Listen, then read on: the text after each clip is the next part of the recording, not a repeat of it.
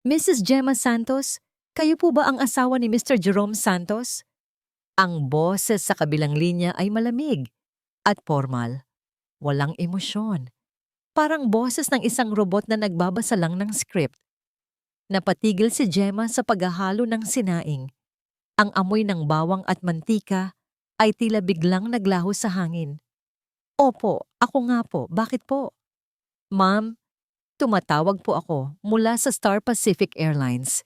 We need to confirm if Mr. Jerome Santos is a passenger on flight SP27 bound for Bangkok, Thailand this morning.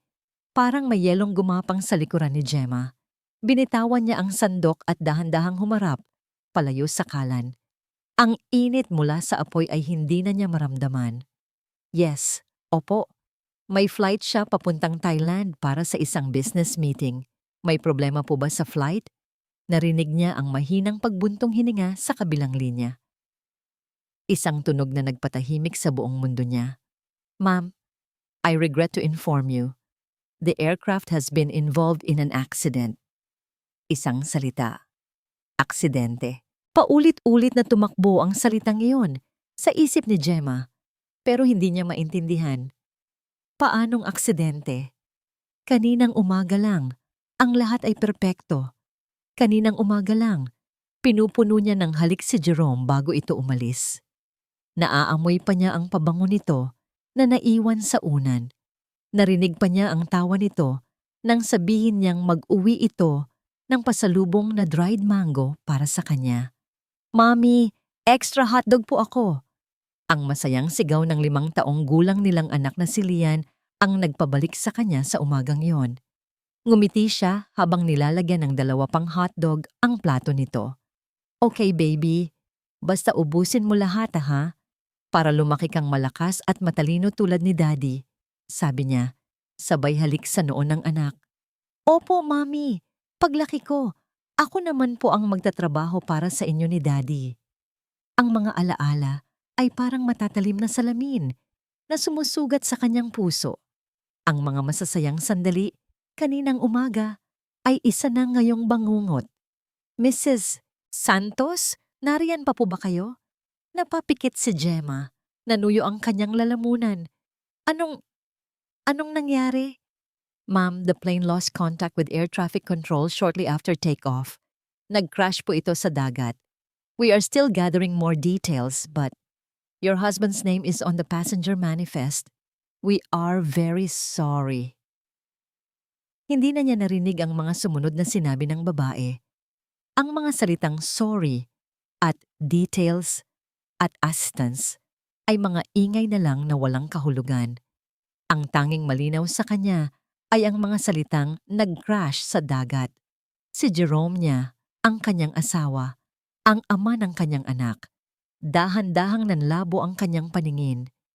Ang kamay niyang nakahawak sa cellphone ay unti-unting nanghina, nawalan ng lakas, hanggang sa bumagsak ito sa sahig.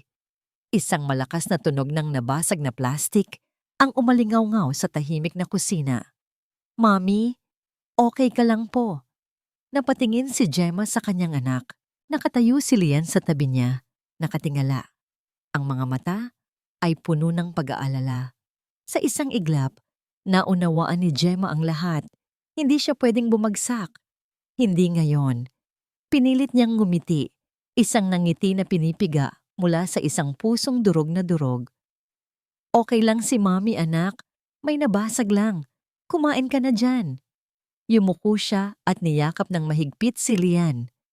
Mahigpit na mahigpit. Itinago niya ang kanyang mukha sa buhok ng anak para hindi nito makita ang mga luhang nagsisimula ng mamuo sa kanyang mga mata. Ang init ng katawan ni Lian, ang tanging bagay na nagpapatunay na totoo pa ang mundong ito. Maya-maya, matapos niyang patulugin si Lian para sa tanghaling pamamahinga, naglakad si Gemma papunta sa sala. Ang mga binti niya ay parang may nakakabit na tingga. Huminto siya sa harap ng kanilang wedding picture na nakasabit sa dingding. Masaya sila sa litratong iyon. Walang bahid ng anumang problema, puno ng pangarap. Hinaplos niya ang malamig na salamin. Ang daliri niya ay tumapat sa nakangiting mukha ni Jerome. Naramdaman niya ang unti-unting pag-init ng kanyang mga mata. Isang butil ng luha ang pumatak sa kanyang kamay. Sinundan pa ng isa. At isa pa. Hanggang sa hindi na niya napigilan ang isang hikbing kumawala mula sa kanyang dibdib. Isang tunog ng dalamhating kailanman ay hindi niya inakalang mararanasan niya. Ipinangko niya ang kanyang noo sa malamig na salamin ng picture frame at sa gitna ng kanyang mga hikbi, isang pangako ang kanyang ibinulong. Hindi kita pababayaan, Jerome. Aalagaan ko ang anak natin. Lumipas ang mga linggo na parang isang mahabang panaginip na ayaw magising ni Gemma. Ang bahay na dati puno ng tawanan at harutan ni Jerome at Lian ay napalitan ng isang nakabibinging katahimikan. Minsan, sa kalagitnaan ng gabi, nagigising si Gemma at kinakapa ang kabilang parte ng kama. Umaasang nandoon lang si Jerome, ngunit tanging ang malamig na espasyo ang kanyang nahahawakan. Ang simbolikong libing ay tapos na. Isang kabaong na walang laman dahil sabi nila, wala nang katawang na-recover mula sa dagat. Ang natanggap lang niya ay isang kahon na naglalaman ng wallet ni Jerome at isang sunog na relo, mga bagay na di umano'y natagpuan malapit sa crash site. Sa gitna ng lahat ng ito, isang tao ang hindi umalis sa kanyang tabi. Gemma, kumain ka na. Nagdala ako ng paborito mong sinigang. Si Mark ang matalik na kaibigan ni Jerome. Halos araw-araw itong dumadalaw. Tinitiyak na may pagkain sila ni Lian. Tinutulungan siyang ayusin ang mga papeles para sa insurance at kung minsan, tahimik lang na uupo sa sala kasama niya. Handang makinig kung kailangan niya ng kausap. Salamat, Mark. Sobrang abala na sayo, sabi ni Gemma habang pinagmamasdan itong nagsasali ng mainit na sabaw sa mangkok. Ano ka ba? Parang kapatid ko na si Jerome. Utang ko sa kanya na alagaan ko kayo ni Lian. Huwag kang mag-alala sa kahit ano. Isang maliit na ngiti ang sumilay sa labi ni Gemma. Sa gitna ng kadiliman, si Mark ang nagsisilbing paalala na may kabutihan pa ring natitira sa mundo. Swerte pa rin siya at mayroon siyang Mark. Isang hapon, habang papasok siya ng gate mula sa paghahatid kay Lian sa eskwela, nabitawan niya ang isang supot ng grocery. Nagkalat ang mga mansanas at dalandan sa semento. Napasapo siya sa noo, pakiramdam niya ay sasabog na siya sa pagod. Miss, tulungan ko na po kayo. Isang boses ng lalaki ang narinig niya. Pagtingin niya, nakita niya ang bago nilang kapitbahay sa tapat ng bahay. Isang lalaking matangkad, tahimik, at laging may seryosong mukha. Nakita na niya ito ng ilang beses pero hindi pa sila nagkakaroon ng pagkakataong mag-usap. Hindi na niya hinintay ang sagot ni Gemma. Mabilis nitong pinulot ang mga nagkalat na prutas at inilagay pabalik sa supot. Salamat, sabi ni Gemma nang iabot nito sa kanya ang bayong. Tumango lang ito. Walang anuman. Julian po pala. Gemma. Nagkatitigan sila sandali. Sa mga mata ni Julian walang awa, kundi isang klase ng malalim na pag-unawa. Tila alam nito ang bigat na kanyang dinadala nang hindi niya kailangang magsalita. Pagkatapos ng maikling pagpapakilalang iyon, wala nang masyadong nangyari.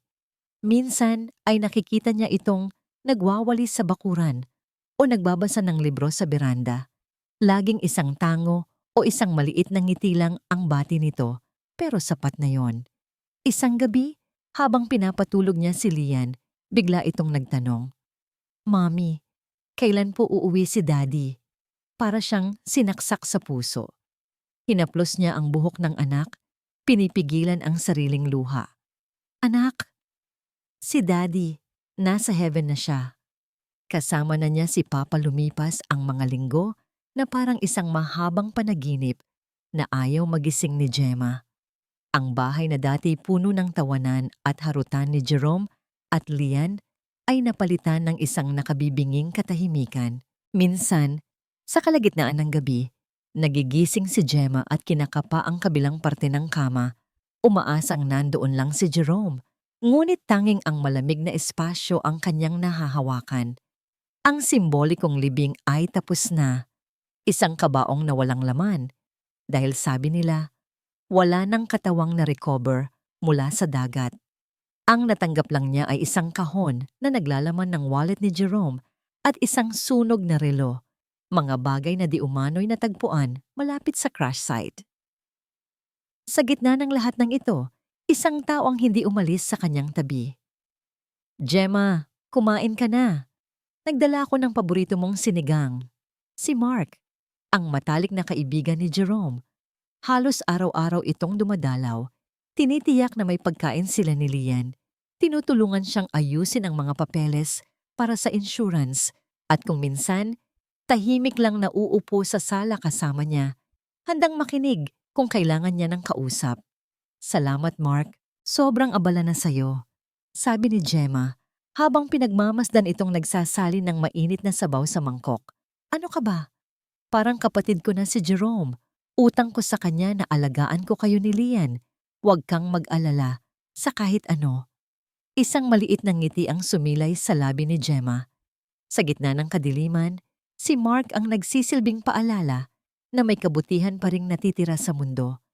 Swerte pa rin siya at mayroon siyang Mark. Isang hapon, habang papasok siya ng gate mula sa paghahatid kay Lian sa eskwela, nabitawan niya ang isang supot ng grocery. Nagkalat ang mga mansanas at dalandan sa semento. Napasapo siya sa noo. Pakiramdam niya ay sasabog na siya sa pagod. Miss, tulungan ko na po kayo. Isang boses ng lalaki ang narinig niya. Pagtingin niya, nakita niya ang bago nilang kapitbahay sa tapat ng bahay. Isang lalaking matangkad, tahimik, at laging may seryosong muka. Nakita na niya ito ng ilang beses, pero hindi pa sila nagkakaroon ng pagkakataong mag-usap. Hindi na niya hinintay ang sagot ni Gemma. Mabilis nitong pinulot ang mga nagkalat na prutas at inilagay pabalik sa supot. Salamat, sabi ni Gemma nang iabot nito sa kanya ang bayong. Tumangulang ito. Walang anuman, Julian po pala. Gemma. Nagkatitigan sila sandali. Sa mga mata ni Julian, walang awa, kundi isang klase ng malalim na pag-unawa. Tila alam nito ang bigat na kanyang dinadala nang hindi niya kailangang magsalita. Pagkatapos ng maikling pagpapakilalang yon, wala nang masyadong nangyari. Minsan ay nakikita niya itong nagwawalis sa bakuran o nagbabasa ng libro sa beranda. Laging isang tango o isang maliit na ngiti lang ang bati nito. Pero sapat na yon. Isang gabi, habang pinapatulog niya si Lian, bigla itong nagtanong, Mommy, kailan po uuwi si Daddy? Para siyang sinaksak sa puso. Hinaplos niya ang buhok ng anak, pinipigilan ang sariling luha. Anak, si Daddy, nasa heaven na siya. Kasama na niya si Papa God. Nakita niya ang pagkalito sa mga mata ng bata. Babalik pa po ba siya? Umiling si Gemma at isang luha ang tuluyan ng pumatak sa pisngi niya. Hindi na anak, pero lagi niya tayong babantayan mula sa taas. Niyakap niya si Lian hanggang sa ito'y makatulog.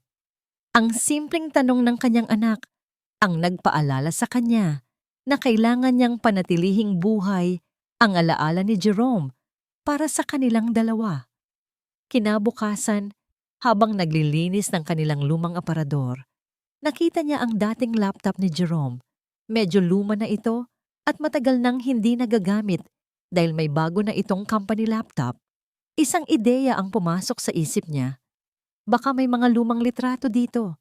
Mga litratong pwede niyang ipaprint para gumawa ng isang photo album para kay Lian. Isang album na puno ng masasayang alaala ng kanyang ama.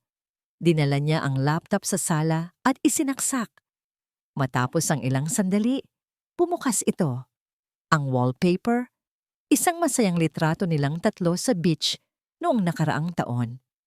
Napangiti siya ng mapait. Sinimulan niyang buksan ang mga folder. Family pictures. Vacation 23. Puro mga pamilyar na larawan. Pero parang may kulang. Nagpunta siya sa My Documents folder. Nagbabaka sakaling may iba pang nakatago doon. Habang nag-i-scroll siya sa listahan ng mga walang kwentang file, isang pangalan ng folder ang kumuha ng kanyang atensyon. Bagong simula. Napakunot ang noo niya. Bagong simula? Anong ibig sabihin nito? Wala siyang maalalang anumang proyekto o plano ni Jerome na may ganoong pangalan. Dahil sa kuryosidad, sinubukan niyang buksan ito, pero isang maliit na bintana ang lumabas sa screen. Enter password. Lalong kumabog ang dibdib niya. Bakit may password? Sa lahat ng file ni Jerome, ito lang ang nakalock. Sinubukan niya ang birthday nito. Incorrect password. Sinubukan niya ang anniversary nila. Incorrect password. Sinubukan niya ang pangalan niya at ang pangalan ni Lian. Incorrect password. Napayuko si Gemma, nakatitig sa screen. Ang simpleng folder na yon ay tila isang nakakandadong pinto. At sa likod nito, nararamdaman niya ay isang sikretong hindi niya dapat malaman. Halos isang oras na siyang nakatitig sa laptop. Ang bawat maling password na kanyang tinatype ay parang isang maliit na kabiguan na nagpapatindi sa kanyang kaba. Bakit ito nakalock? Ano ang tinatago ni Jerome? Ang isip niya ay naglakbay pabalik. Ano ba ang mga importanteng petsa sa buhay nila? Ano ba ang mga numerong hindi malilimutan ni Jerome? Sinubukan niya ulit ang lahat. Ang kanilang phone numbers, ang plate number ng kotse nila, ang address ng unang bahay nila. Lahat mali. Napapikit siya sa inis. Handa na sana siyang sumuko ng isang imahe. Ang biglang pumasok sa isip niya, ang masayang mukha ni Lian noong huling kaarawan nito. Ang pinakamahalagang kayamanan nilang dalawa. Dahan-dahan, nanginginig ang mga daliri. Tinype niya ang petsa ng kapanganakan ng kanilang anak. 081522018. Nag-click siya sa enter. Sa isang iglap, nawala ang password window. Bumukas ang folder. Nakahinga siya ng maluwag. Ngunit ang ginhawang yon ay panandalian lamang. Dahil ang laman ng folder ay isang serye ng mga litrato. Ang unang litrato, si Jerome, nakangiti sa camera habang may kasamang isang babae sa isang restaurant. Maganda ang babae, nakangiti rin ito. Sino siya? Bulong ni Gemma sa sarili. Katrabaho lang siguro. Sinubukan niyang kumbinsihin ang sarili. Normal lang naman na may mga kasamang iba, ang asawa niya, sa mga business lunch. Binuksan niya ang sumunod na litrato. Magkasama pa rin sila, pero ngayon ay nasa isang parke na. Ang kamay ng babae ay nakahawak sa braso ni Jerome. Medyo nagbago ang nangiti ni Gemma. May kung anong malamig na gumapang sa kanyang dibdib. Sunod, nasa isang beach sila. Nakasandal ang ulo ng babae sa balikat ni Jerome habang pinapanood nila ang paglubog ng araw. Sunod, isang selfie. Magkadikit ang kanilang mga mukha. Ang nangiti nila ay puno ng saya. Isang klase ng saya na matagal nang hindi nakikita ni Gemma sa mga mata ng kanyang asawa. Bumilis ang tibok ng puso ni Gemma. Ang paghinga niya ay naging mababaw. At pagkatapos, nakita niya ang litratong sumira sa lahat. Nakatayo sila sa harap ng isang salamin.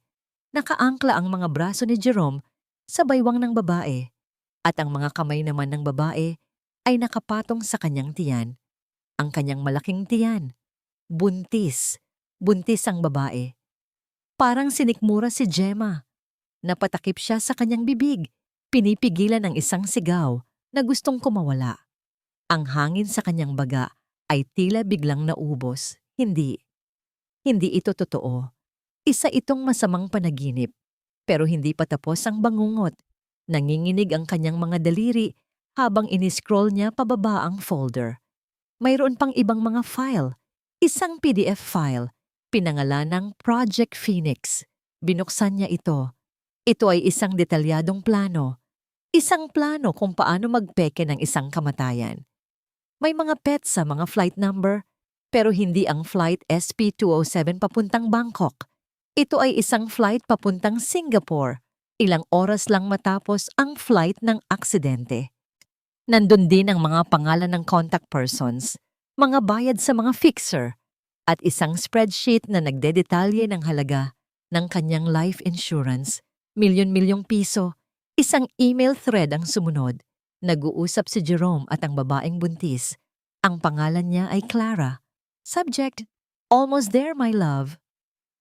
Jerome, ang pera mula sa insurance ay malapit na. Clara, konting tiis na lang. Magkakaroon na tayo ng bago, malayang buhay para sa ating baby. Clara, hindi na ako makapaghintay, Jerome. Salamat sa lahat. Alam kong hindi mo ako bibiguin. Magiging perpekto ang buhay natin sa bago nating bahay. Ang huling file ay isang litrato, isang larawan ng isang magarang bahay sa isang subdivision na may pangalang Verdant Hills. At ang pinakamalaking kabaliwan sa lahat, ang timestamp ng huling update sa litratong iyon. 1 week ago. Isang linggo lang ang nakalipas matapos ang kamatayan ni Jerome, matapos ang kanyang pagdadalamhati, matapos ang simbolikong libing. Nakatayo si Gemma sa sala. Ang laptop ay nakabukas sa kanyang kamay. Ang screen ay nagliliwanag sa kanyang mukha. Ang kanyang mga mata ay blangko. Walang luha, walang emosyon. Tanging isang matinding lamig ang gumapang sa kanyang buong pagkatao. Hindi siya namatay. Niloko siya. Niloko siya ni Jerome. Ginawa siyang tanga. Para sa pera. Para sa ibang babae.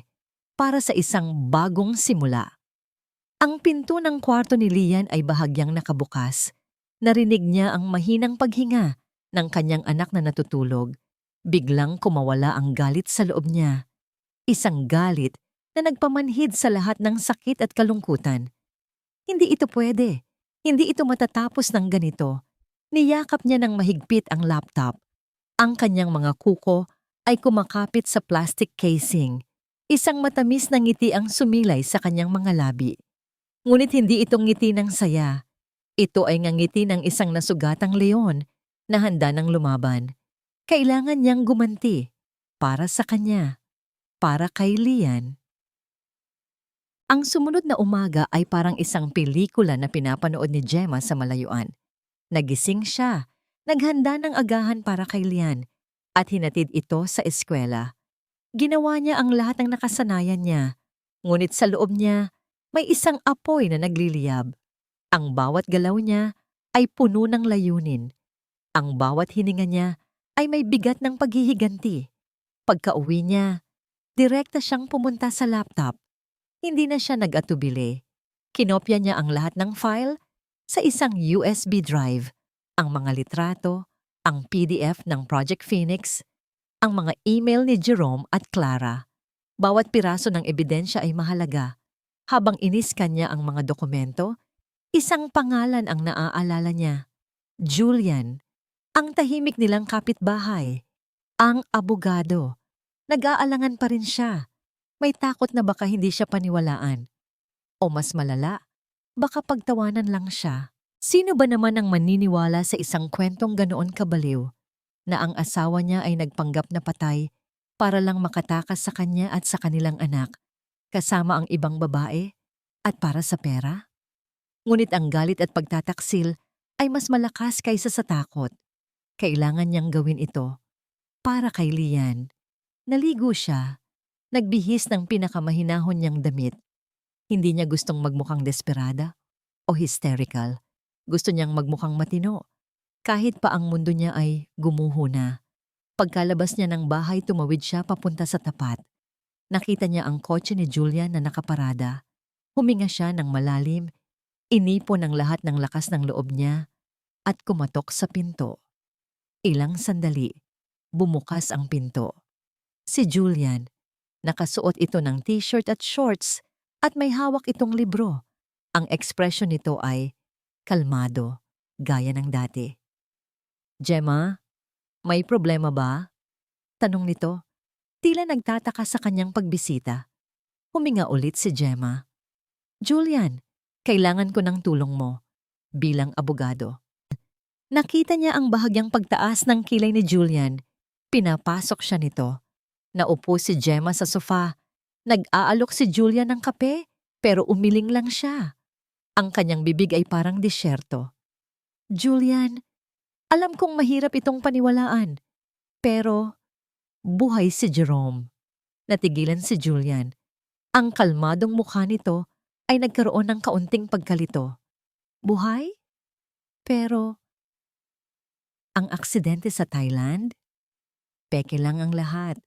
Pinlano niya. Sabi ni Gemma, ang boses ay nanginginig ngunit determinado. Para sa insurance at para makasama ang ibang babae. Inabot ni Gemma ang USB drive. Lahat ng ebidensya nandoon. Kinuha ni Julian ang USB at isinaksak sa kanyang laptop. Nag-click-click siya ng ilang beses. Maya-maya, nakita ni Gemma ang mga litrato ni Jerome at Clara sa screen. Sumunod ang Project Phoenix PDF at ang mga email. Habang binabasa at tinitignan ni Julian ang mga dokumento, ang kanyang mukha ay dahan-dahang nagbago. Ang pagkalito ay napalitan ng pagkagulat. Pagkatapos, isang matinding galit. Hindi ito kapani-paniwala. Bulong nito, mas sa sarili, kaysa kay Gemma. Isang ganoong kalaking scheme para lang makatakas. Napatingin si Julian kay Gemma. Ang mga mata ay puno ng pagkabigla at simpatiya. Gemma, this is beyond cruel. This is a massive fraud, a criminal act. Naramdaman ni Gemma ang kirot sa dibdib niya. Sa wakas, may naniniwala sa kanya. Kailangan ko ng tulong mo, Julian. Gusto kong panagutin sila. Sabi ni Gemma, ang kanyang boses ay matatag. Gusto kong magbayad si Jerome sa lahat ng ginawa niya at ang babaeng iyon. Si Clara. Tumango si Julian. Ang mukha ay seryoso na ngayon. Naiintindihan ko. Pero kailangan mong malaman, Gemma, this won't be easy. This will be a long, dangerous fight. Jerome will use every trick in the book to protect himself. And he has accomplices. Biglang bumalik ang takot kay Gemma. Dangerous fight. May mga kasabwat. Handa ka na ba para dito? Para sa kung anumang mangyayari? Dahil kapag sinimulan natin ito, walang atrasan. Tumingin si Gemma sa labas ng bintana. Sa direksyon ng bahay niya. Sa direksyon ng kwarto ni Lian. Naalala niya ang tanong ng kanyang anak. Kailan po uuwi si Daddy? Napailing siya. Hindi na babalik ang daddy na yon. Kailangan niyang ituro kay Lian na ang kasinungalingan ay hindi mananaig. Humarap si Gemma kay Julian. Ang kanyang mga mata ay matatag. Handa na ako, Julian. Sabi niya. Para kay Lian. Handa akong lumaban. Tumango si Julian at sa unang pagkakataon, nakita niya ang isang bahagyang ngiti sa mga labi nito. Isang ngiti na puno ng paghanga at pagsuporta. Kung ganoon, sabi ni Julian, magsisimula na tayo. Kinuha niya ang kanyang phone at sinimulang i-dial ang numero ng isang kakilalang investigador. Cheers, my love, sa ating bagong buhay. Tumaas ni Jerome ang kanyang baso ng champagne. Nakangiti kay Clara na nakaupo sa kabilang bahagi ng mahabang dining table. Ang ilaw mula sa chandelier sa itaas ay kumikinang. Nagpapakita ng karangyaan ng kanilang penthouse apartment na may view ng buong syudad. Sa atin, tugon ni Clara at uminom. At sa baby natin. Ngumiti si Jerome, ngunit hindi umabot sa kanyang mga mata ang saya. Sa loob niya, may isang butil ng takot na laging nakatanim. Ang pagtawa ni Clara, ang musika na nagpe-play sa background. Lahat ng yon ay parang ingay lamang sa kanyang tainga. Ang tanging naririnig niya ay ang tibok ng sarili niyang puso na palaging bumibilis sa tuwing may naririnig siyang sirena ng pulis sa labas o sa tuwing may kakatok sa pinto. Isang buwan na ang nakakaraan mula nang mangyari ang aksidente. Isang buwan na ang nakakaraan mula nang huli niyang makita ang mukha ni Gemma at Lian. At isang buwan na rin siyang nagtatago sa ilalim ng bagong pangalan sa isang bagong lugar kasama ang bagong buhay na pinili niya. Jerome, masyado ka namang tahimik. May problema ba? Tanong ni Clara. Hawak ang kanyang kamay sa ibabaw ng mesa. Pilit siyang ngumiti. Wala naman, love. Iniisip ko lang ang mga plano natin. Ang investment sa resort sa Palawan. Oh yan! Sobrang exciting yan. Magiging milyonaryo na talaga tayo, Jerome. Ang galing mo talaga. Ang papuri ni Clara ay tila musika sa kanyang tainga. Ngunit hindi nito matakpan ang rumaragasang takot sa loob niya. Ang lahat ng perang ito ay mula sa insurance, ang kanyang life insurance, ang buhay na pinaniwalaan ng lahat na nawala. Kailangan lang nating maging maingat, Clara, sabi niya. Ang daming matang nagmamasid. Ayokong may makadisubre sa atin. Tumaas ang kilay ni Clara. Jerome, masyado ka namang paranoid. Wala nang makakadisubre. Sabi mo, perpekto ang plano mo. Sino ba ang maghahanap sa'yo? Si Gemma? Yun namang babaeng yun, sobrang mahina. Hindi nga niya alam paano magpalit ng gulong ng kotse mo. Paano pa kaya ang maghanap ng taong gaya mo? Natawa si Clara, isang tawa na hindi naabot sa kanyang mga mata. Ngayon ay mas malakas ang pagkabog ng puso ni Jerome kung alam lang ni Clara. Minsan, kapag naglalakad siya sa labas, pakiramdam niya ay may sumusunod sa kanya. Isang beses, sa coffee shop, nakita niya ang isang babaeng kamukha ni Gemma. Halos tumakbo siya palabas. Ang katotohanan ay, hindi siya malaya. Nakakulong siya sa sarili niyang kasinungalingan. Gabi na, at natutulog na si Clara. Tumayo si Jerome at nagpunta sa balkonahe. Ang malamig na hangin ng gabi ay hindi nakapagpalamig sa kumukulong takot sa loob niya. Kinuha niya ang kanyang lumang cellphone, ang phone na ginagamit niya para lang makakonekta sa isa't isa, at idinialang numero ni Mark. Hello Mark, may balita ka ba? Pre, ikaw pala. Kumusta ka dyan? Sarap siguro ng buhay mo, sabi ni Mark. May bahid ng inggit sa boses. Huwag ka nang magbiro. Seryoso ako. May balita ka ba kay Gemma? Saglit na natahimik si Mark. Actually pare, may kakaiba.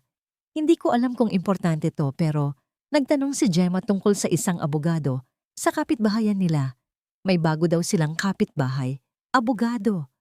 Biglang nanlamig ang buong katawan ni Jerome. Abogado? Bakit magtatanong si Gemma tungkol sa isang abogado? Anong pangalan ng abogado? Narinig mo ba? Tanong ni Jerome. Ang boses ay nanginginig. Hindi ko narinig. Pero ano ba yan? Siguro nagpapakonsult lang tungkol sa mga papel ng insurance. Huwag ka nang mag-alala pre. Walang alam si Gemma. Si Gemma yan. Alam mo naman, sabi ni Mark. Sinusubukang pakalmahin siya. Ngunit hindi kumalma si Jerome. Napakasakit ng kanyang dibdib. Ang hinala ay parang isang lason na kumalat sa kanyang ugat. Si Gemma, ang tahimik, mahina, at sumusunod niyang asawa. Imposible. Pero ang ideya na may posibilidad pa rin. Ang ideya na baka may alam na si Gemma ay sapat na para magsimulang tumakbo ang malamig na pawis sa kanyang likuran. Ang pag-aalala ni Julian tungkol sa mga posibleng kasabwat ay hindi nawala sa isip ni Gemma. Sa bawat pagdalaw ni Mark, sa bawat ngiti nito, mayroong kung anong kakaiba na ngayon niya lang napapansin. Ang sobrang atensyon nito, ang pagiging laging handa na tumulong. Hindi ba't ito rin ang uri ng tao na magiging perpektong kasabwat? Isang taong hindi mo paghihinalaan. Nagsimula siyang magmamanman sa bawat salita ni Mark, sa bawat galaw nito. Ngunit masyadong maingat si Mark. Walang bakas, walang mali. Isang hapon, habang abala si Mark sa pagtulong sa kanya sa pag-aayos ng mga dokumento ni Jerome, iyon ay ang kanyang palusot sa pagpunta sa bahay ni Gemma. Sinubukan ni Gemma ang isang bagay. Mark, sabi niya, habang nag-e-examine ng isang lumang bank statement. Tignan mo ito. May nakita akong kakaibang transaksyon dito. Isang malaking halaga ng pera na nilipat sa isang offshore account ilang buwan bago ang aksidente ni Jerome. Iyon ay isang blankong tseke. Isang pekeng impormasyon. Wala namang ganoong transaksyon sa bank statement. Tinitignan niya ang reaksyon ni Mark. Nagulat si Mark. Nagbago ang kanyang ekspresyon kahit sandali lang. Lumunok ito at biglang naging aligaga. Ano ka ba, Gemma? Hindi ka dapat tumitingin sa mga ganyang bagay. Siguro, business transaction lang yan ni Jerome. Alam mo naman, malaki ang kumpanya niya. Sabi ni Mark, sinusubukang maging kaswal. Ngunit ang kanyang boses ay may bahid ng kaba. Pero wala naman sa records ng kumpanya. Patuloy ni Gemma. Kunwari nagtataka. At bakit offshore account? Hindi ba't delikado yon? Ah, siguro, baka may ibang negosyo si Jerome na hindi niya sinasabi sa'yo. Mabilis na sagot ni Mark. Huwag mo nang isipin yan. Nakakadagdag lang yan sa stress mo. Isumite mo na lang yung mga papel ng insurance. Halos mapangiti si Gemma. Bingo! Matapos ang usapan, biglang nagpaalam si Mark. Nagmamadali. May importante lang akong pupuntahan, Gemma. Babalik na lang ako mamaya. Pagkaalis ni Mark, mabilis na kumilos si Gemma. Alam niyang kailangan niya ng patunay. 3:00 ng hapon, habang naglalaro si Lian sa bakura. At hindi naman kasama si Mark. Inilagay ni Gemma ang kanyang cellphone na may recording app na naka-on sa ilalim ng sofa sa sala. Pagkatapos, lumabas siya at nagkunwaring nagdidilig ng halaman. Maya-maya, narinig niya ang pagdating ng sasakyan ni Mark. Pumasok ito sa bahay. Nagpatay, kunwari si Gemma ng ilaw sa sala at nagtago sa likod ng kurtina sa dining area. Pinitik niya ang ilaw ng kusina. Kunwari naghahanda. Narinig niya ang boses ni Mark, mahina. Tila may kausap sa telepono. Pre, may problema. Alam na niya. Napahawak si Gemma sa kanyang bibig. Nanigas ang kanyang katawan. Nakita niya ang offshore transaction. Hindi ko alam kung paano. Pero pinaghihinalaan na niya. Kailangan nating gawin ang isang bagay, Jerome, bago pa mahuli ang lahat. Ang mga salitang iyon ay parang matatalim na kutsilyo na sumaksak sa kanyang puso. Si Mark, ang kanyang kaibigan, ang taong pinagkakatiwalaan niya. Ang kaibigan ni Jerome, ang kaibigan nila. Pagkatapos ng ilang sandali, narinig niyang nagpaalam si Mark at lumabas ng bahay. Lumapit si Gemma sa sofa at kinuha ang kanyang cellphone. Nanginginig ang kanyang mga kamay habang pinapatugtog niya ang recording. Ang boses ni Mark. Malinaw. Ang pangalan ni Jerome. Malinaw. Hindi niya inasahan ang sakit na bumalot sa kanya. Mas masakit pa kaysa sa pagtataksil ni Jerome. Dahil si Mark, akala niya ay totoo. Akala niya, mayroon pa siyang kasama sa mundong ito. Pero ngayon, mag-isa na siya. O akala niya, napakagat siya sa kanyang labi. Hindi siya iiyak. Hindi siya bibigay. Mami, tingnan mo ang bulaklak ko. Sigaw ni Lian mula sa bakuran. Pinunasan ni Gemma ang kanyang luha. Hindi siya mag-isa. Mayroon siyang Lian. Pumunta siya sa pintuan at binuksan ito. Nakita niya si Mark na nagmamadaling papunta sa kanyang kotse. Mark! Tawag ni Gemma. Ang kanyang boses ay matatag. Napalingon si Mark, nagulat. Gemma, akala ko'y nagpapahinga ka? Lalabas sana si Gemma. Ngunit napansin niya ang cellphone sa kanyang kamay na naka-on at may nakadisplay na recording complete. Nakita ni Mark ang screen. Nanlaki ang mga mata ni Mark. Ang kanyang mukha ay biglang nagbago. Ang ngiti ay nawala. Napalitan ng isang mapanganib na titig. Anong ginawa mo? Tanong ni Mark. Ang boses ay mababa at puno ng banta. Hindi sumagot si Gemma. Tiningnan lang niya si Mark. Ang kanyang mga mata ay puno ng pagtataksil at galit. Alam mo na ang lahat, hindi ba? Sabi ni Mark. At sa isang iglap, ang mabait na kaibigan ay nawala. Napalitan ito ng isang estranghero. Isang estranghero na may malamig na tingin at may halong takot sa kanyang mga mata. Mas mabuti kung mananahimik ka na lang, Gemma, para sa ikabubuti ninyo ni Lian. Ang banta ni Mark ay hindi hangin na dumaan lang. Ramdam ni Gemma ang bigat nito. Ramdam niya ang lamig na idinulot ng pagkatuklas sa katotohanan. Hindi lang si Jerome ang kalaban niya, kundi pati na rin ang taong pinaniwalaan niyang kasama niya sa laban. Kinabukasan, isang maliit na insidente ang naganap. Nang lumabas si Gemma para ihatid si Lian sa eskwela, nakita niya ang gulong ng kanyang kotse na may mahabang hiwa. Hindi aksidente. Sa ilalim ng wiper, may nakasisingit na isang simpleng puting papel. Isang mensahe nakasulat sa hindi pamilyar na kamay. Tumigil ka na. Huwag mong ipahamak ang anak mo. Naramdaman niya ang panginginig ng kanyang mga kamay. Lumunok siya. Napakabilis nilang kumilos. Ngunit ang pinakamasakit na dagok ay dumating makalipas ang ilang araw. Isang lalaki na nakasuot ng uniforme ang kumatok sa kanyang pinto. May hawak itong mga papeles na may selyo ng korte. Mrs. Gemma Santos, may summon po kayo mula sa korte, sabi ng lalaki. Kinuha ni Gemma ang mga papel. Nanginginig ang kanyang mga kamay habang binabasa ang nakasulat. Petition for Custody and Declaration of Mental Incapacity. Ang petitioner, Jerome Santos. Ang nakasaad sa dokumento ay mga paratang na siya raw ay hindi stable sa pag-iisip matapos ang pagpanaw ni Jerome, na siya raw ay nagkakaroon ng delusions na buhay pa ito. At dahil dito, hindi na raw siya karapat-dapat maging guardian ni Lian.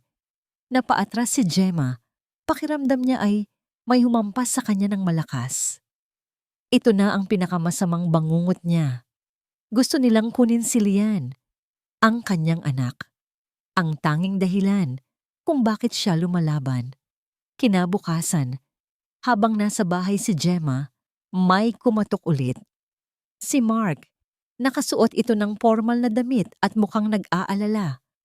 Gemma, kailangan nating mag-usap, sabi ni Mark, ang boses ay seryoso. Nabalitaan ko ang tungkol sa summon. Alam kong galit ka sa akin at naiintindihan ko. Pero Gemma, para sa kapakanan ni Lian, kailangan mong huminto. Napatingin si Gemma kay Mark. Ang galit ay biglang napalitan ng sakit. Paano mo nagawa ito, Mark? Akala ko, kaibigan ka namin. Akala ko, tinutulungan mo ako. Umiling si Mark. Wala kang naiintindihan, Gemma. Si Jerome, malakas siya at may kapangyarihan siya. Kung ipagpapatuloy mo ito, lalong malalagay sa peligro si Lian. Anong sinasabi mo? Na hindi lang buhay ni Jerome ang nakataya dito. Maraming tao ang masasangkot. May mga tao na mas malaki kaysa sa ating lahat. Gemma, makinig ka. I-drop mo ang kaso. Para sa kaligtasan ni Lian, bumalik ka na lang sa buhay mo. Napaatras si Gemma. Ang mga salita ni Mark ay parang mga tinik na tumutusok sa kanyang kaluluwa. May mga tao na mas malaki? May iba pa bang kasabwat? Naramdaman niya ang takot na gumapang mula sa kanyang mga paa hanggang sa kanyang ulo. Takot para kay Lian. Nang gabing iyon, lumapit siya kay Julian. Ang kanyang mga mata ay mugto at puno ng pagkalito. Julian, gusto na akong sumuko, sabi ni Gemma. Ang kanyang boses ay halos pabulong. Kukunin nila si Lian. Hindi ko kayang ipahamak siya. Hindi ko kayang ipagpatuloy ito. Niyakap siya ni Julian. Hindi ito nagsalita. Hinayaan lang si Gemma na umiyak sa kanyang balikat. Ang init ng yakap nito ay tanging bagay na nagpapakalma sa kanyang rumaragasang damdamin. Hindi ko kaya, Julian. Ulit ni Gemma, ang kanyang mga luha ay patuloy sa pagagos. Masyado silang malakas. Masyado akong mahina. Ano ba ang magagawa ko? Wala akong laban. Napakasakit ng dibdib ni Gemma. Ang mundo niya ay gumuho na. Nawala si Jerome. Kahit peke, nawala si Mark. Kahit peke. At ngayon, banta pang mawala si Lian. Pakiramdam niya, nag-iisa siya. Walang kalaban-laban. Lahat ay nawala. Pagkatapos ng ilang sandali, humiwalay si Julian sa kanya. Hinawakan nito ang kanyang mukha. Pinunasan ang kanyang mga luha gamit ang kanyang hinlalaki. Direktang tumingin si Julian sa kanyang mga mata. Ang kanyang tingin ay puno ng determinasyon at pag-asa. Huwag kang susuko ngayon, Gemma, sabi ni Julian. Ang boses ay malumanay, ngunit matatag. Ito na ang pinakamadilim na bahagi bago magbukang liwayway. Hindi ka nag-iisa. Magtiwala ka sa akin. Ang mga salita ni Julian ay parang sulo sa gitna ng kanyang kadiliman. Hindi ka nag-iisa. Magtiwala ka sa akin. Sa mga oras na yon, pakiramdam ni Gemma, tanging si Julian na lang ang kanyang sandalan. Ang kanyang mga yakap ay hindi lang nagbibigay ginhawa, kundi lakas din. Ang kanyang mga salita ay hindi lang pangako, kundi isang katotohanang nagpapatatag sa kanyang kalooban. Pero paano, Julian? Masyado silang malakas. Nagsisinungaling sila sa korte at kukunin nila si Lian, sabi ni Gemma. Ang kanyang boses ay puno pa rin ng kawalan ng pag-asa. Hindi nila makukuha si Lian, matatag na sabi ni Julian. Hindi natin hahayaan, hindi magtatagumpay ang kasinungalingan. Kung sa tingin nila ay kaya kanilang takutin para sumuko, nagkakamali sila. Mas malakas ka kaysa sa akala mo, Gemma. Sa mga sumunod na araw, naging bahagi ng buhay ni na Gemma at Lian si Julian. Hindi lang siya abogado, kundi isa na ring kaibigan. Minsan, nakikita niya si Julian na naglalaro kasama si Lian sa bakuran. Tinuturuan itong magtanim ng bulaklak o magbasa ng simpleng libro. Ang tawa ni Lian, na matagal nang hindi niya naririnig ng buo, ay muling umalingaw-ngaw sa bahay. At sa tuwing nakikita niya ang masayang mukha ng kanyang anak, sa piling ni Julian, may kung anong init ang gumagapang sa kanyang dibdib. Hindi ito pag-ibig, hindi pa. Pero ito ay isang damdamin ng kapayapaan at seguridad. Kailangan natin ng mas matibay na ebidensya, Gemma, sabi ni Julian isang gabi, habang nag-e-examine sila ng mga bank statements at phone records na kanyang nakuha sa tulong ng isang contact. Ang mga email at litrato ay magandang panimula, pero kailangan natin ng direktang koneksyon sa pera. Silang dalawa ay magdamag na gising, nakaharap sa screen ng laptop ni Julian. Ang lamesa ay puno ng mga papel at kape. Tingnan mo ito, sabi ni Julian, habang nakaturo sa isang transaction sa bank account ni Jerome. Isang malaking halaga ng pera, nilipat sa isang offshore account, iyong nakita mo sa laptop niya. Pero ang perang ito ay hindi pwedeng direktang ilipat sa account ni Clara nang hindi nagiiwan ng bakas. So, paano nila nakuha ang pera? Tanong ni Gemma. Naguguluhan? Kailangan nila ng conduit, isang taong pagkakatiwalaan ni Jerome na maglilipat ng pera sa account ni Clara nang walang direktang koneksyon sa kanya. Paliwanag ni Julian. Maliban sa Mark. Pero hindi naman nilipat ang pera sa account ni Mark, hindi ba? Nag-scroll si Julian pababa sa spreadsheet. Huminto siya. Wait a minute, sabi ni Julian. Ang kanyang mga mata ay nanlaki. Tingnan mo ito, Gemma. Nakaturo ito sa isang entry. Isang malaking halaga ng pera na nilipat mula sa offshore account, ngunit hindi direktang sa account ni Clara. Ito ay nilipat sa isang investment fund na may kakaibang pangalan at ang pangalan ng account holder sa investment fund na yon. Clara Reyes. Bulong ni Gemma, ang kanyang boses ay puno ng pagkabigla. Pero paano? Nagbukas si Clara ng sarili niyang investment fund na ginamit niya bilang intermediary. Ginamit nila ang offshore account para itago ang pinanggalingan ng pera, tapos inilipat sa investment fund ni Clara at mula doon, malaya na niyang magagamit. Mukhang malinis sa unang tingin, pero maliit na detalye lang ang nakalimutan nilang itago. Paliwanag ni Julian, ang kanyang mukha ay puno ng tagumpay. Ito na ang hinahanap natin, Gemma. Ang direktang koneksyon sa pera. Ang patunay na si Clara ay hindi lang basta biktima, kundi isang aktibong kasabwat. Naramdaman ni Gemma ang pag-angat ng mabigat na bato mula sa kanyang dibdib. Isang matinding ginhawa ang bumalot sa kanya. Hindi lang siya mag-isa. May kasama siya. Tiningnan niya si Julian. Ang kanyang mga mata ay nagpapakita ng pasasalamat na hindi kayang sabihin ng mga salita. Salamat, Julian, bulong niya. Ngumiti si Julian. Ang kanyang mga mata ay kumikinang sa ilaw ng laptop. Hindi na ito ang tahimik at seryosong Julian na una niyang nakilala. Ngayon, Nakikita niya ang pagmamalasakit, ang talino, at ang lakas. Para sa katarungan, Gemma, sabi ni Julian. At para kay Lian, kinuha niya ang kanyang phone. Receive the court schedule, Gemma. It's time. Oras na para harapin nila ang hustisya. Ang araw ng paglilitis. Nagising si Gemma ng maaga. Ang puso niya ay kumakabog ng malakas, ngunit hindi na ito takot. Ito ay isang uri ng kaba na may halong determinasyon. Isang pakiramdam na sa wakas, darating na ang araw ng paniningil. Nakita niya si Lian na natutulog pa. Hinalikan niya ang noo ng kanyang anak. Para sa'yo, anak. Pagdating nila sa korte, nakita ni Gemma ang mga mukha ng mga kalaban niya. Nandoon si Jerome, nakasuot ng formal na suit. Ngunit ang kanyang mukha ay halatang may bakas ng pag-aalala. Sa tabi niya ay si Clara, nakasuot din ng magandang damit.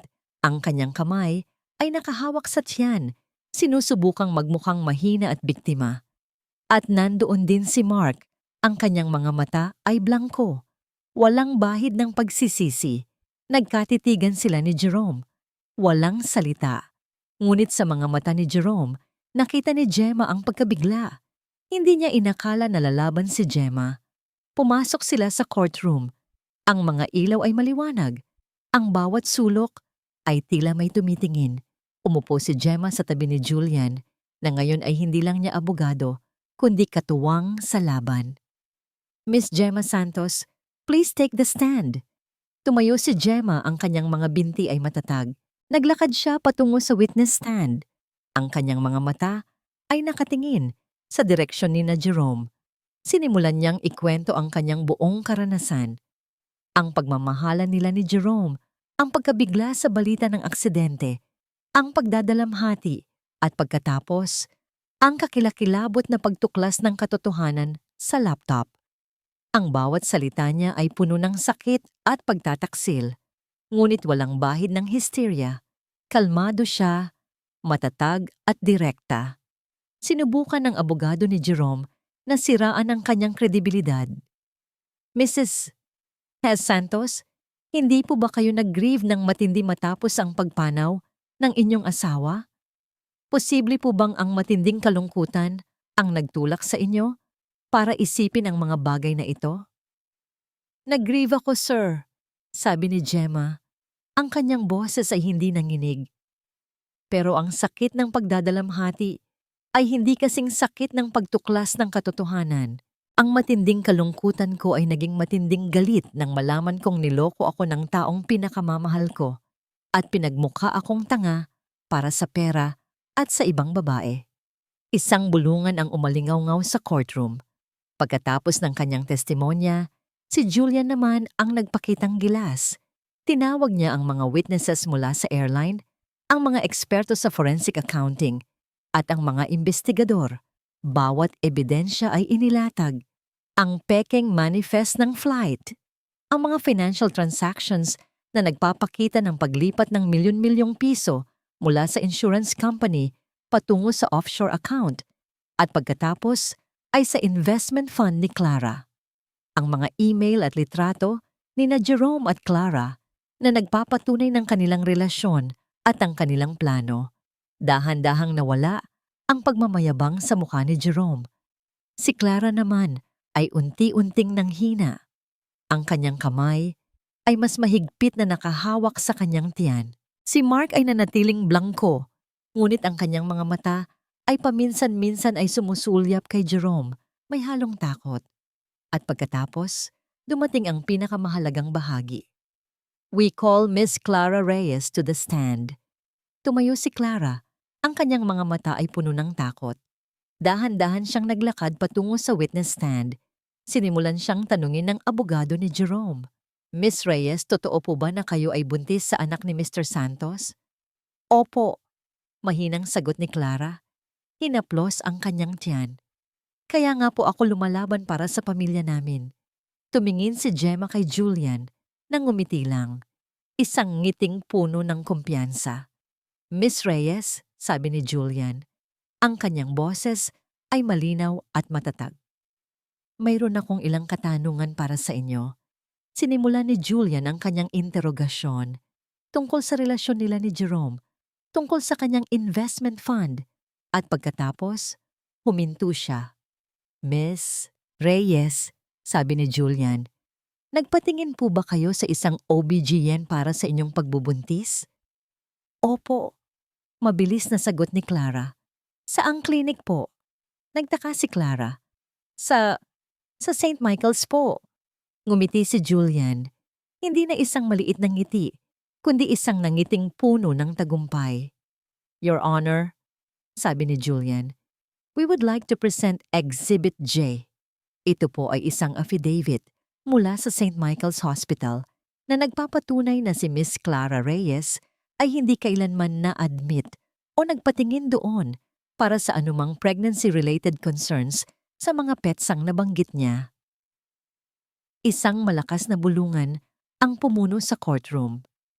At hindi lang yan, Your Honor, patuloy ni Julian, ang kanyang boses ay mas malakas na. Mayroon din kaming affidavit mula sa isang private clinic na kung saan si Miss Reyes ay sumailalim sa isang procedure noong nakaraang taon. Ang procedure na ito ay hysteroscopy, isang procedure na ginagawa upang suriin ang uterus. Sa record po ng clinic, nakasaad na si Miss Reyes ay hindi na maaaring magbuntis. Nagulat ang lahat. Napatayo si Jerome. Ang kanyang muka ay blanko sa pagkabigla.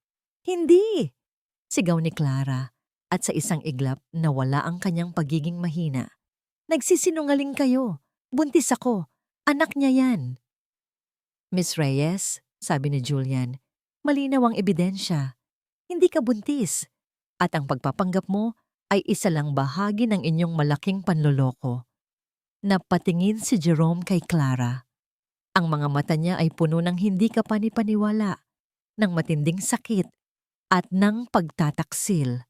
Niloko siya ni Clara. Ang lahat ng ginawa niya, ang lahat ng sinakripisyo niya, para sa isang kasinungalingan. Naglabas ng martilyo ang hukom. Order! Order in the court! Sa gitna ng kaguluhan, isang tunog ang umalingaw-ngaw. Boom! This court finds the defendants, Jerome Santos, Clara Reyes, and Mark Dazan, guilty on all charges. Isang taon ang lumipas mula ng araw na yon sa korte. Ang araw na nagbigay sa kanya ng katarungan. Ang araw na nagpakalaya sa kanya mula sa bangungot. Si Jerome, Clara at Mark ay nasa likod na ng rehas. Ang kanilang pagtataksil at panloloko ay nagdala sa kanila sa kinaroroonan nila ngayon. At si Gemma, ngayon ay malaya na siya. Naging maayos ang pagbebenta niya ng lumang bahay at ginamit ang bahagi ng pera mula sa insurance ni Jerome. Ang perang dapat ay mapupunta sa kanya sa legal na paraan para magsimula ng bagong negosyo. Ngayon, siya ang may-ari ng isang maliit, cozy na coffee shop na tinawag niyang Lian's Corner. Ang pader ay puno ng mga litrato ng kanyang anak at ang amoy ng kape at bagong lutong pastry ay laging bumabati sa mga customer. Mami, tingnan mo to! Napalingon si Gemma. Si Lian, masaya itong tumatakbo papunta sa kanya. May hawak na drawing ng isang malaking bahay na puno ng mga stick figure. Para sa'yo yan, Mami! Ang family house natin! Niyakap ni Gemma si Lian, hinalikan sa buhok. Ang ganda naman, baby! Ang galing-galing talaga ng drawing mo. May narinig siyang pagtawa mula sa likuran. Magandang umaga, Lian. Happy birthday, little one. Si Julian. Pumasok ito sa coffee shop. May hawak na isang kahon ng donuts na paborito ni Lian. Tito Julian. Masayang sigaw ni Lian at yumakap kay Julian. Nakangiti si Gemma habang pinapanood ang dalawa. Hindi niya akalain na darating ang araw na ito. Ang araw na makakahanap siya ng kapayapaan. Ang araw na makakahanap siya ng totoong pagmamahal. Matapos ang lahat ng pinagdaanan niya, hindi madali para kay Gemma ang magtiwala muli. Ngunit si Julian, sa kanyang tahimik na paraan, ay unti-unting pinatunayan ang kanyang sarili, ang kanyang pagiging matatag, ang kanyang kabutihan, at ang kanyang walang pasubaling pagmamahal para sa kanya at kay Lian. Wala nang tanong si Lian kung kailan babalik si Daddy. Mayroon na siyang Julian, isang Tito Julian na nagtuturo sa kanya ng homework, nagpapatawa sa kanya, at laging nandoon para sa kanila. "Kumusta, Gemma?" tanong ni Julian habang nakatayo sa tabi niya. Ang isang kamay ay nakalagay sa kanyang balikat. "Okay lang ako. Masaya," sabi ni Gemma, at totoo ang nangiti sa kanyang labi. "Salamat, Julian, sa lahat." Umiling si Julian. "Wala akong pinagsisisihan. Masaya ako na naging bahagi ako ng bagong simula mo." Tumingin si Gemma kay Julian. Sa kanyang mga mata, nakita niya ang isang pangako, hindi ng kayamanan o ng kapangyarihan, kundi ng pagmamahalan ng isang pamilya. "Mommy, Tito Julian, ready na po ang cake!" Sigaw ni Lian mula sa counter. Lumapit sila sa counter kung saan inihanda ni Gemma ang birthday cake para kay Lian. Mayroon itong mga bulaklak at makulay na sprinkles. Pinagmasdan ni Gemma si Julian habang tinutulungan nito si Lian na hipan ng kandila. Ang pagmamahal sa kanyang puso ay lumalabas. Ito ang buhay na pinapangarap niya. Hindi ang buhay na puno ng dusa at kasinungalingan, kundi ang buhay na puno ng pagmamahalan, kapayapaan, at katotohanan. Pagkatapos ng kanta, niyakap ni Lian ang kanilang dalawa. "Best birthday ever! I love you, Mommy. I love you, Tito Julian." Niyakap ni Gemma si Lian at pagkatapos ay tumingin kay Julian. Nakangiti si Julian. Ang kanyang mga mata ay puno ng pagmamahal. "Mahal-mahal ka rin namin, anak," sabi ni Julian. At pagkatapos ay marahan itong hinalikan sa noo si Gemma.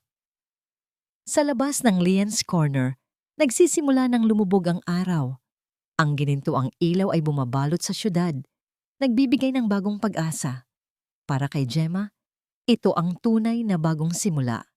Isang simula na hindi nakabatay sa panloloko o kasinungalingan, kundi sa pag-ibig, tiwala at pamilya.